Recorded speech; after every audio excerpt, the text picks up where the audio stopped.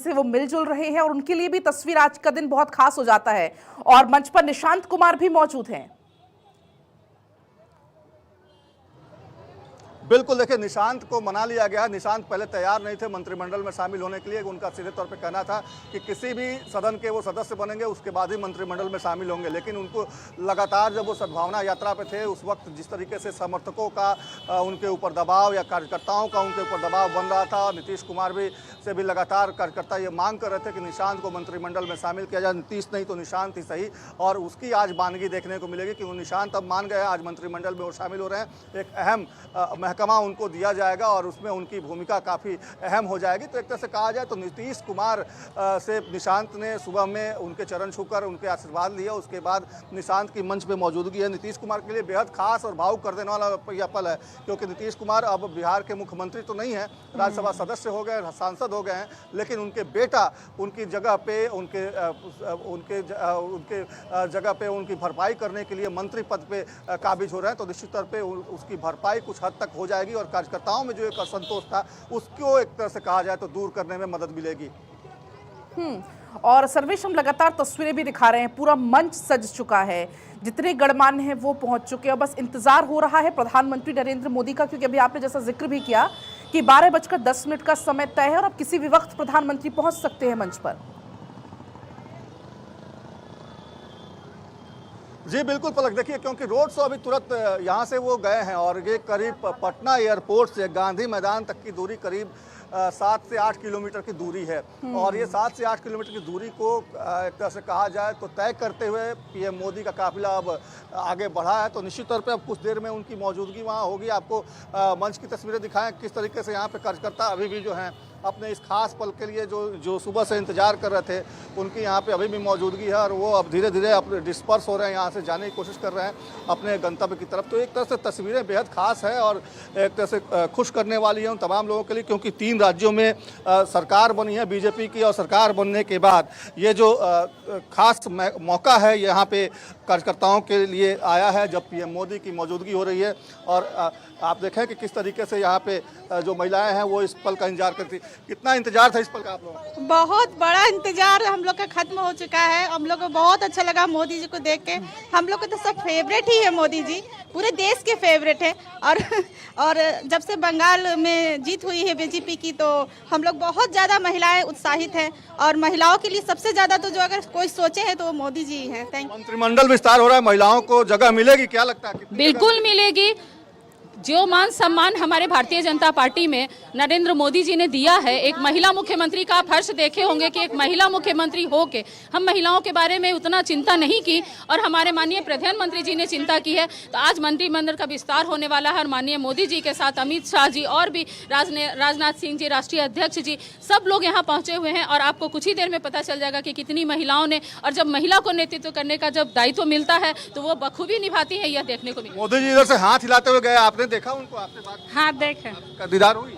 हाँ मिले उनसे, बहुत अच्छा लगा मिलकर। सुबह से इंतजार कर रहे थे इस पल का, क्या लगा जब वो यहाँ से गुजरे तो क्या मन में भावना थी?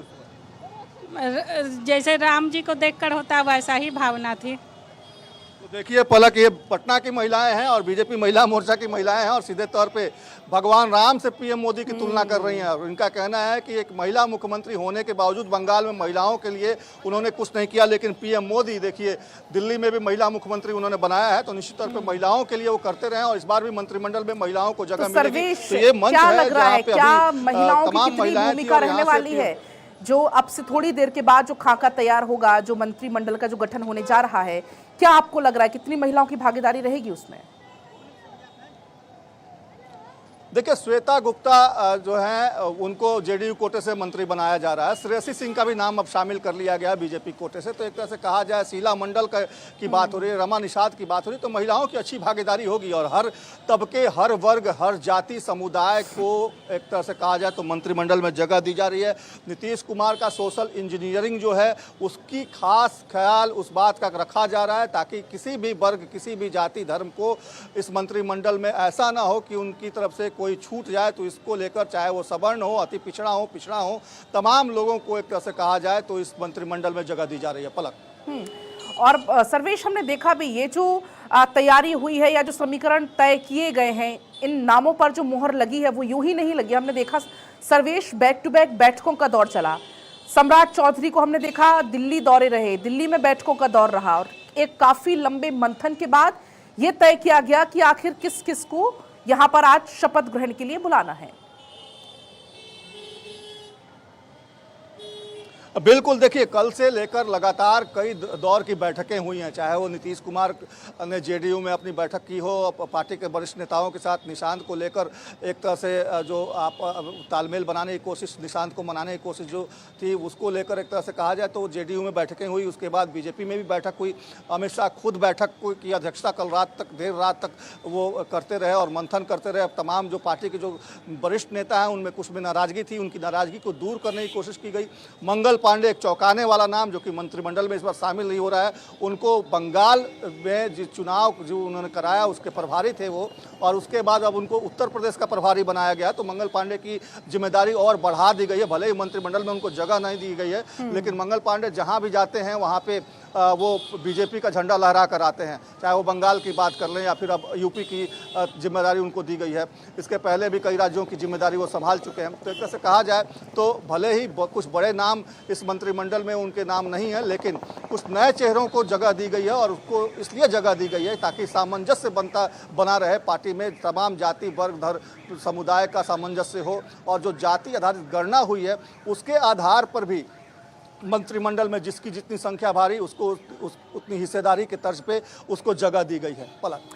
अच्छा सर्वेश, ये जो आज आयोजन हो रहा है, काफी भव्य आयोजन हो रहा है, क्योंकि शपथ ग्रहण समारोह में अमूमन ऐसी तस्वीरें कम देखने को मिलती हैं, तो इस समारोह पर, इस आयोजन पर विपक्ष की तरफ से कोई प्रतिक्रिया आई है कि फिलहाल?